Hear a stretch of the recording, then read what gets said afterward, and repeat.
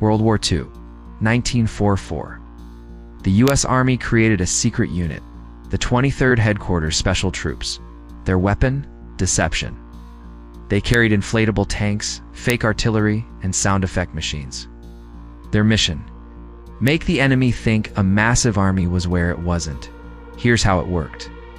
They'd arrive at a location with 1,100 men, inflate rubber tanks, set up fake radio transmissions, play recordings of tank engines and troops moving. From a distance, German reconnaissance would report, American Armored Division detected. It's estimated 30,000 troops. It was 1,100 guys with rubber props and a sound system. The Ghost Army performed over 20 battlefield deceptions. They fooled the Germans repeatedly.